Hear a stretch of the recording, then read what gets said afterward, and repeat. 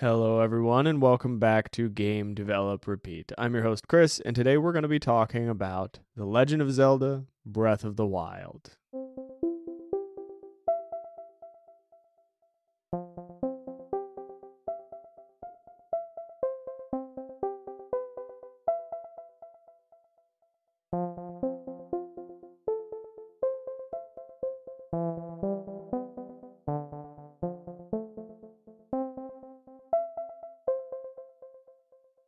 This is the first Legend of Zelda game that I've actually put the time into to beat the game.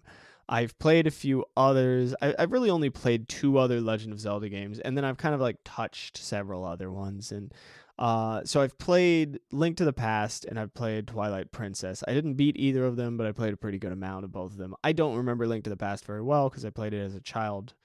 Um, but yeah, that's basically my experience with the series. I've seen and fiddled around with like Wind Waker and Ocarina of Time and Majora's Mask, and they all seem cool. They all seem like they have interesting gameplay mechanics.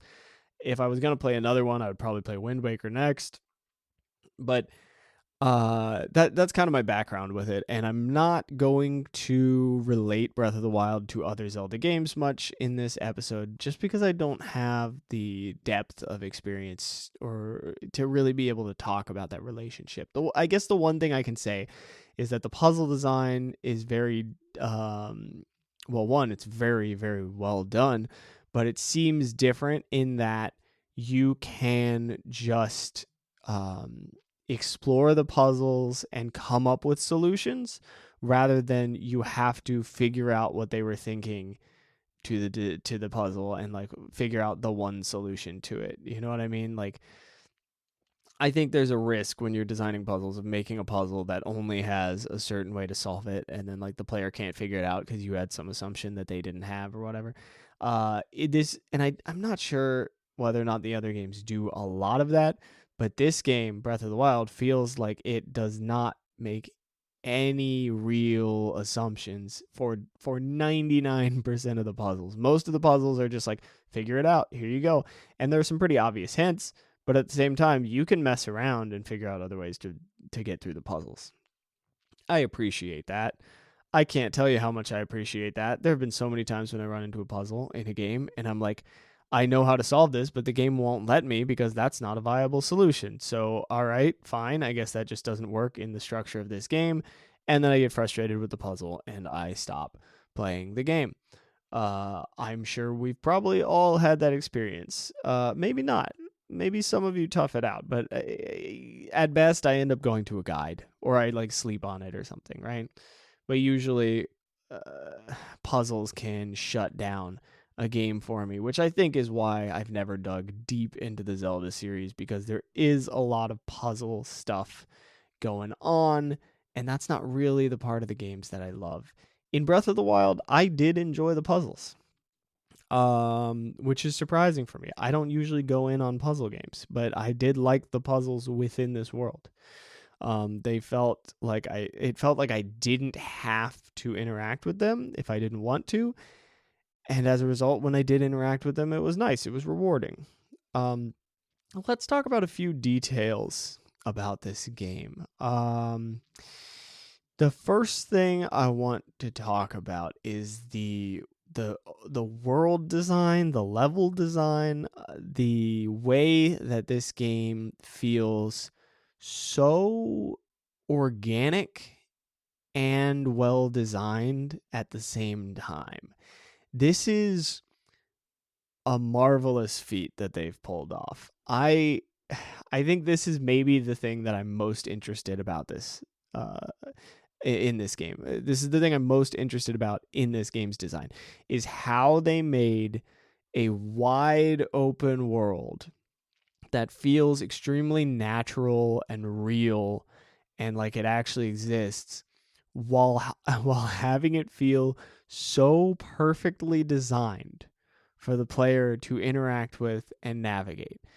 There was a moment when I was playing this game where I was at like I guess it was Rito Village. Don't worry, there's not a spoiler in this. I was gonna glide somewhere and I looked around the village and I was like, oh, I can like just make it there and then climb up a little bit. And like if I miss it, I'll just climb up a little bit and then I'll move over here and whatever, and it'll be fine. I'll just glide over there. It's almost like a little platform for me. And I glided over there, and I realized as I was going, I was like, I felt like somebody placed that platform for me. Like I felt like this was deliberately designed this way. And then when I like landed and had to like climb a little bit and navigate things a little oddly and all this stuff, I was like, wait, I don't think that was like precisely designed for me to be able to glide onto it. I think that was put there to be like close enough. Like it felt like, oh, it just makes sense that there would be a bunch of little places around this village where like this village is where like some like bird people live here, right?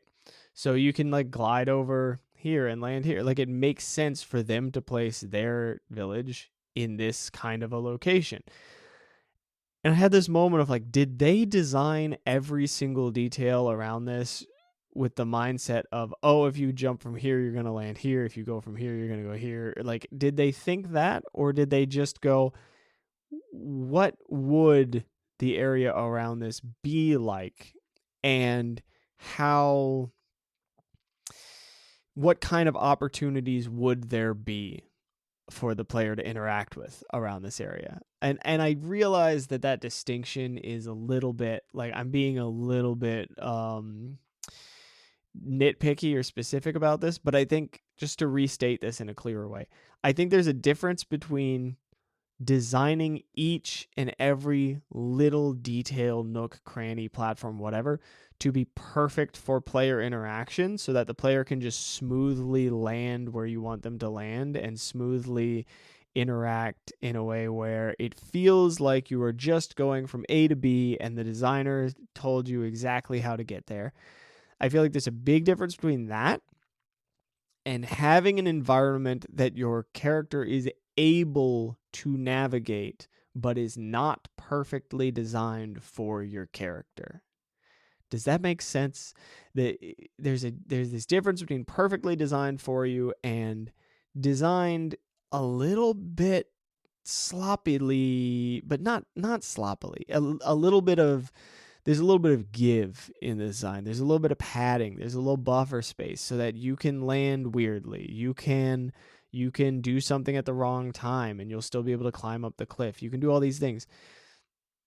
And I think the key here is not in the world design, which is weird to say, but I think the key here is in the gameplay mechanics. And I'm going to talk about that more later, but I think the abilities that the player has are like more important in this particular game than the actual environments that you're navigating. And I suspect that is what allows them to create a world which feels so perfectly designed. It's not that the world is perfectly designed, it's that the character is perfectly designed to navigate the world. And yes, the world is insanely well designed, but I don't think that every single detail is done so like rigidly so that it feels perfect. I think it's just in it collaborates perfectly with the player's controls. They are perfectly in sync rather than one being designed to fit the other. They're just very, very in sync. And I find that so cool. Let's talk about some other stuff about this game.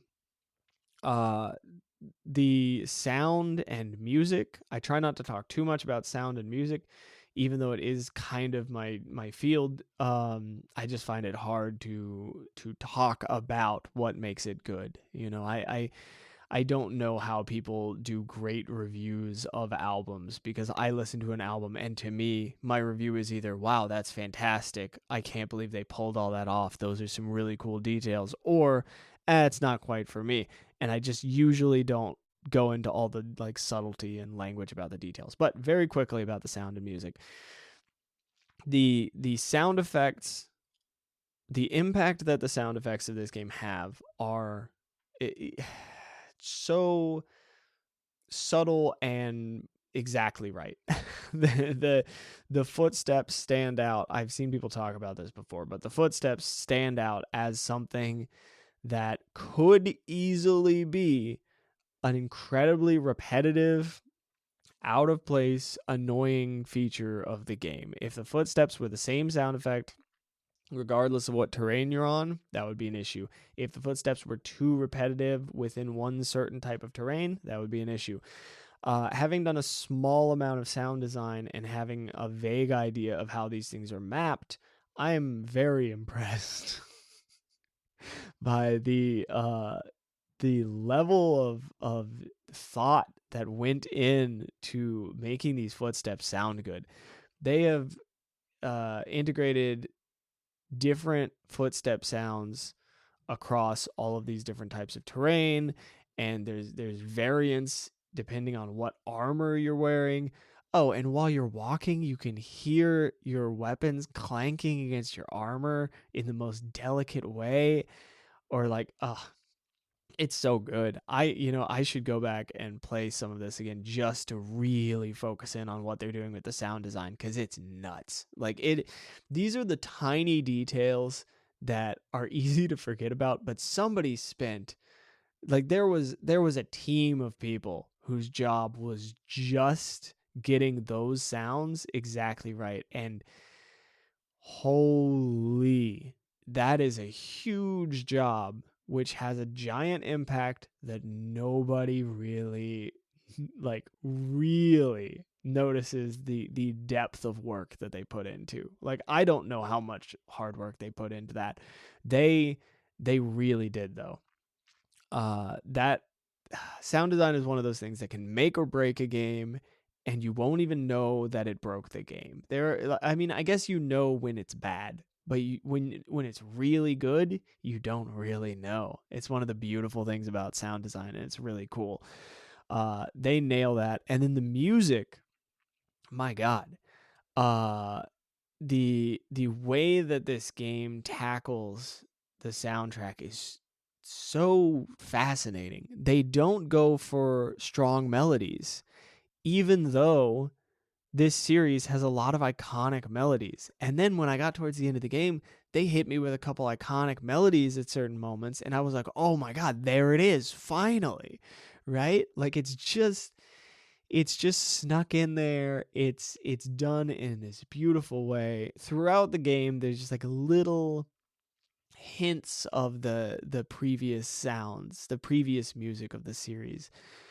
Um which, I mean, the amount of self-control that it takes to not just hammer in on these iconic songs that everybody loves, to instead go, let's do this wild ambient soundtrack that uses all of these really open chords. They're building stuff off of, okay, I'm not gonna, they're doing, like, I think they're doing a whole bunch of all right, apparently I am going to. They're doing a bunch of stuff that's based on, like, open fourths, open fifths. They're doing sorry if I'm getting in the weeds here. I shouldn't get too far in the weeds, but they're doing, partially because I don't actually know all the details of it. I haven't done, like, a critical analysis of it. It's fine. But I have played a couple things on piano where I go, wait, that sounds kind of like Breath of the Wild soundtrack. Oh, they must be using a whole bunch of these open fifths. That's interesting. Usually things are built on, like, major and minor chords, and they're going just a little bit more, like, they're going outside of the range a little bit. They're doing things that you're not necessarily used to, and they're doing it beautifully and in a way that really complements the environment and makes you feel like you're exploring this open world, and there's just, like, this hint of tension and everything. And the soundtrack is not aggressive, it's not in your face. It's just building the world, building that sense of exploration and a little bit of mystery, and this feeling that your character is sort of getting to know the world around you. It's stunning. Enough about the soundtrack. I went on longer than I meant to with that, but it's just so cool. The sound in this game is so cool. I kind of already talked about this, but I want to touch on this bullet point. When I talked about the world design and how it feels like you can navigate freely, this creates this effect where you feel like you have true freedom within the world. You feel like you can do whatever you want. Even though there are some clearly established rules, it gives you enough stuff to play with where you don't feel constricted. You feel like you can just do what you will within the world. You can navigate it how you want to. You can do what you want to. Oh, there's a little bit of water here. I'm going to make this ice block on top of it. Oh, there's a metal object there. I'm going to actually use that to hit some enemies. I'm going to sled down this friggin' hill on my shield. It's wild. It's cool. It feels like you have a ton of freedom, even though I'm sure there are things in the game that you just like can't do. None of them get in your way. It doesn't have that effect where like you hit the brick wall at the side of the map or whatever, right? Like you don't have that feeling where like, oh, I just can't jump up this even though like I feel like I could, like it's not that steep. I could climb this, but my character can't even though he can do, doesn't have any of those feelings. It's so free. And the game communicates this to you very well. I think one of the greatest things that this game pulls off is its clear communication of what you can do. It doesn't really do a lot of telling you can't do something. There's not a lot of moments in the game where it has to communicate to you that you can't do something. Most of the game is just telling you, oh, hey, by the way, you can do this. And then sometimes you discover things on your own and you go, oh, I can do that? That's crazy. And I guess there are things which you could have directly told to you more, but I don't want that in this game. The game is about exploration. It makes sense. What it does communicate to you, it does so very clearly, and then what it doesn't, you're kind of supposed to find out.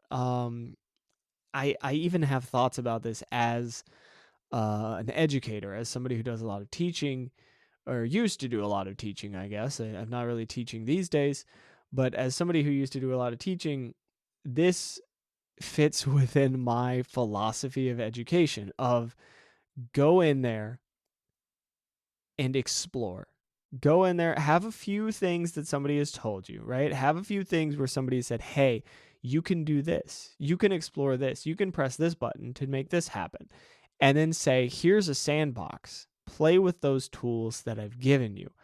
I'm going to actually, I'm going to shout something out really quickly. If any of you are interested in music, in learning music stuff, there are two things that use a very similar philosophy to this. And I know this is a tangent, but we're all like creative people here. We're game developers. I mean, I'm making some assumptions here, but a lot of you are probably interested in music composition and that sort of thing.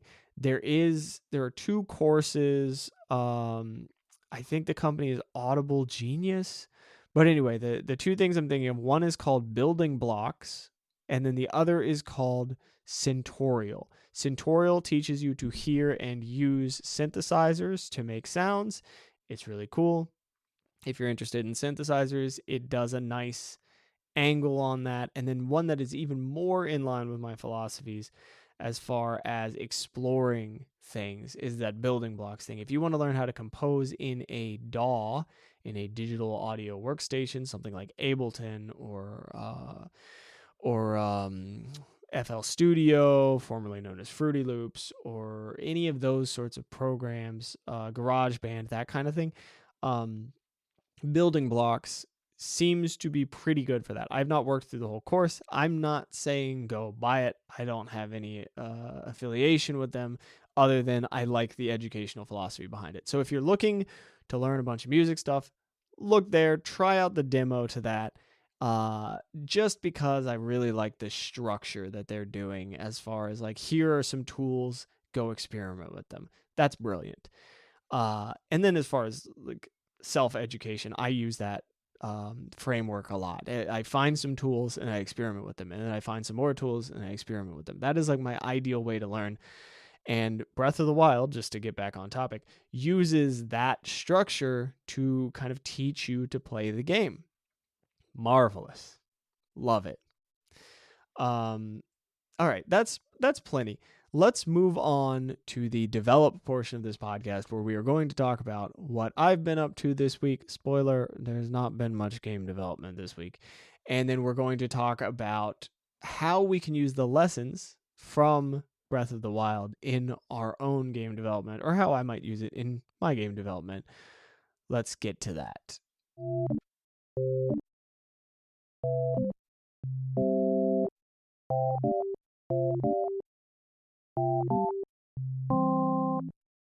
Let's get through the quick part of this segment first. What have I been doing in my game development this week? Nothing. I have not done game development this week. I knew this was coming. I expected it. It's a whole schedule thing.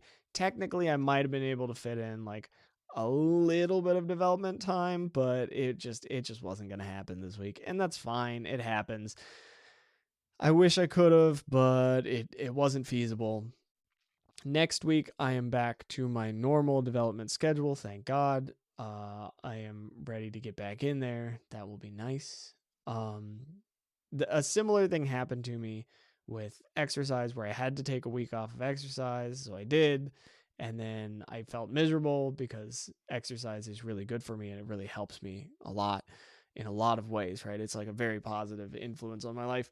And so took a week off of it because I needed to for like injury type things and like rest and getting better sleep. Like there were reasons. And then got back into it. Takes a couple days to get back into it. And there's just a couple days for me of just like, oh man, like this is brutal and like no energy and all this stuff. And then I got back into it and then I felt great again. I think it's going to be the same thing with game development. I'm going to have like 1 to 2 days because I took a week off. I'm going to have 1 to 2 days of just like, oh man, I got to like get back into the swing of things and this is going to be frustrating and whatever. And then it's going to be like the greatest thing ever, right? Like that's always how it runs for me. You just got to get that momentum going and then you get back into it and you're like, all right, I remember why I love this. This is amazing. So that's where I'm at with game development. Next week, I will have more news for you. It will probably mostly be me fixing bugs and polishing things and trying to get a demo out. But we'll see. We'll see what the week brings me. I do still need to do some sound design, and I am feeling inspired about that because of playing Breath of the Wild. Let's get into the lessons we can take away from Breath of the Wild's design, or the questions I have for myself about this that I'm going to try to come up with answers to. So the first question I have is, how can we make it easier to design incredibly detailed worlds? And what I'm really getting at here is, how can we make it easier to design a world that feels kind of the way the Breath of the Wild's world feels? A game world that feels like it is in sync with the player. I think the easiest way to do this is to have to really work from fundamentals of the gameplay, to set yourself up for success from the beginning, to have your player and your world mesh together really well, and I guess this is key in this context, to have the player have the skills necessary to navigate whatever you're making in the world. So maybe this is why level design is so important in platformers. Like, I've noticed this. Level design in platformers is everything, because there's this risk of creating a platform that you can just barely reach if you do everything perfectly. And that can either be cool or extremely frustrating. And I think that depends on all of the context around it and the way your player controller is set up and all this other stuff. So I think this is actually a very important question for the game I'm working on right now. And am I too late at that? I don't think so. I think there's still like tweaks I can make. I still haven't really done all my level design. I've just kind of drafted a few things. So I can still apply this. And my player controller, I'm actually pretty happy with as far as how this question pans out. I think my player controller, my player will have the skills necessary to navigate the world that I am designing, even if I do a couple weird things, or even if the player wants to navigate the world in a weird way. I think enabling that is important to me for the way that I design, and I think that Breath of the Wild happens to align with my thoughts about that, or my thoughts happen to align with Breath of the Wild. on that particular point. Not that means I will execute at the same level, because that is a lot. That there's so much experience going into that. But I'm going to strive to make levels which my player can navigate, or player control, which the player can navigate in a variety of ways and have it still feel smooth. Because I do think within the platforming genre, that is one of the things that gets on my nerves, is when there's only one way to do a thing and I can't quite do it because it's just like a little too technical for me or whatever. Like as a kid, I did not enjoy platformers because I just always found myself getting stuck. I think that answers that question. I went off on a tangent a little bit, but I think that answers the question. Basically, short answer, make sure that the player controller and world design are complementary, and make sure that the player has the skills necessary to navigate the world in ways which you do not anticipate. Okay, let's go to the next one. How important is it that the player experiences everything in the game? Not at all. In fact, I would say it's important that the player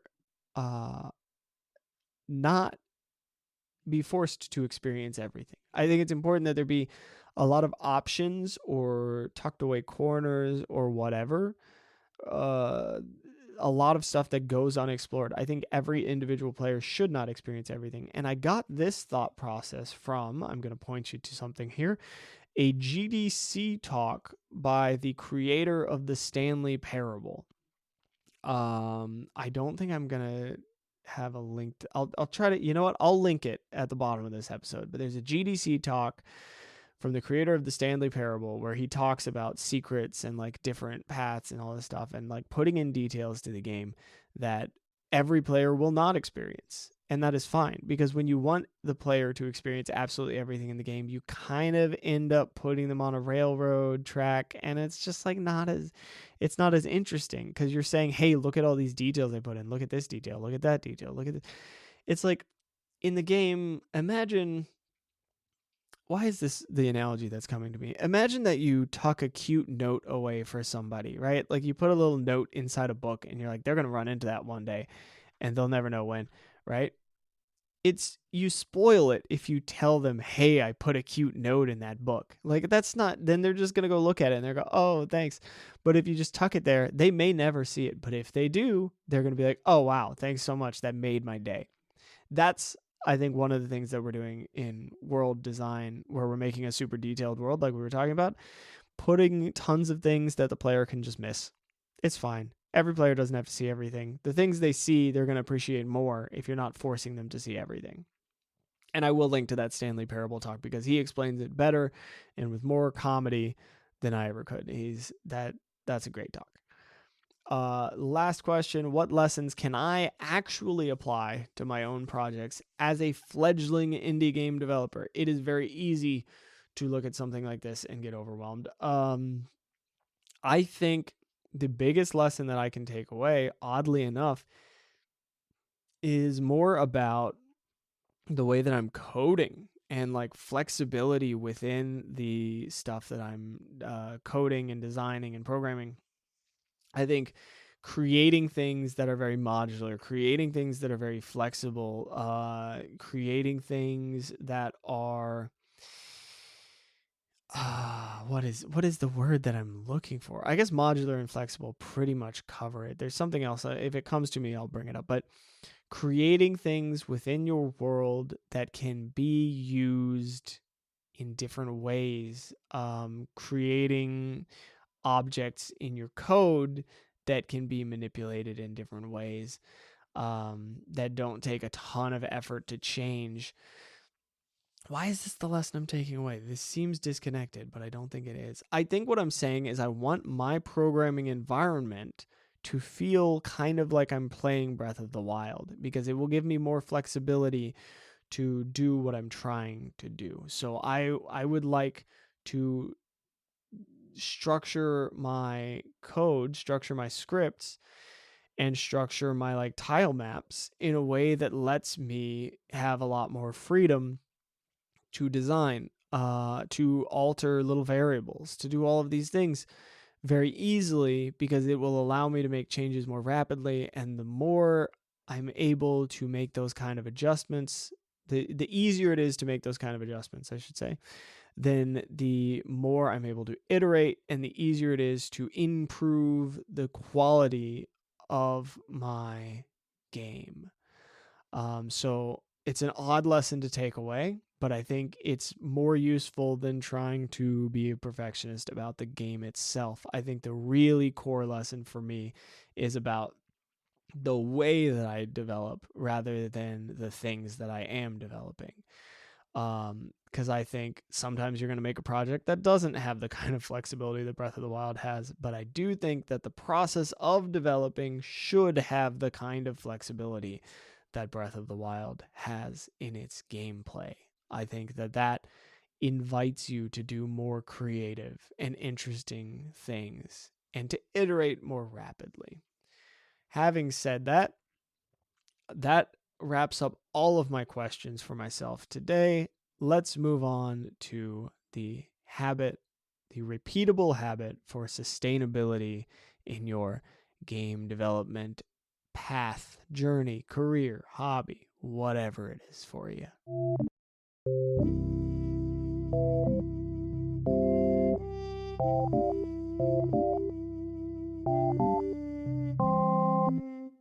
This week's tip is to plan the length of any breaks that you have. I am a big fan of saying this is exactly how long I have off, and then I'm coming back into it after that length of time. I have learned this lesson the hard way. It's very easy to say, oh, I'm just going to take some time off until I'm ready to get back into it. And then 2 years pass and you're like, why did I never get back into that? Oh, because I didn't decide when I was going to get back into it. So, and here's the other part. If you do this, if you say, I'm going to take a week off and I'm going to get back into it after that week, and then you get back into it, you try for 2 days to get back into it, 2-3 days, and then it collapses again. You're like, I still just don't have the energy for this. Like, I can't do it. Okay, take more time off. Just set another chunk of time. And then if you come back again after that chunk of time and you try to do it again, then maybe like check in with yourself and see where you're at. And if this is the time to be working on it, or if you need to be doing something else, or if there's some other important thing that just has to take your focus, maybe it's, I have to resolve this other thing before I can return to this, right? Maybe it's, oh, this project has to be done. And then as soon as that's done, I'm going to take a week off of that and then move into this new project. Maybe it's something like that. I don't know. But if you just set an indefinite rest, that rest will become a lot longer than you necessarily need it to be. And I'm not saying push yourself to the edges of your ability to work. Don't, in my opinion, I say this, I do this to myself. I push myself too hard sometimes. But in my opinion, pushing yourself to the absolute limits of what you can do just sets yourself up to take a giant break later. And on the whole, you actually end up learning less and producing less. If you do consistent, manageable effort with occasional breaks to manage any kind of burnout, because I mean, a lot of us are doing game dev on top of other responsibilities, and it can be exhausting and it can be a lot, right? If you're just doing a manageable amount of work and then taking a break with a specific length of time and then coming back to it, it'll help.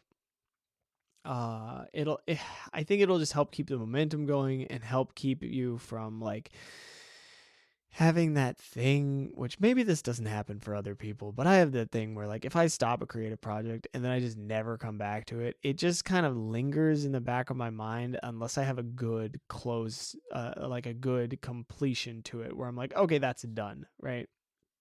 If I haven't had closure, that's the word. If I haven't put closure on the project and I never return to it, it lingers. And then that can be like a little bit of like a creative, like time bomb or like a little poison. It like, it like adds to writer's block. It's not great. So anyway, the tip, I realize I've gone on about this a little bit, but I felt like it was worth elaborating. The tip really is set a time limit for you to come back to it, and make sure it's like a generous time limit. If you feel like you need a couple days off, it's okay to give yourself a week and just like take a freaking breather. Give yourself cut yourself some slack and do some other things. Do something else you enjoy. Play some ukulele, learn harmonica. I don't know. Maybe just go out there and beat some game you haven't been playing in a long time. Although I do recommend like doing something outside of games when you're taking a break from game development.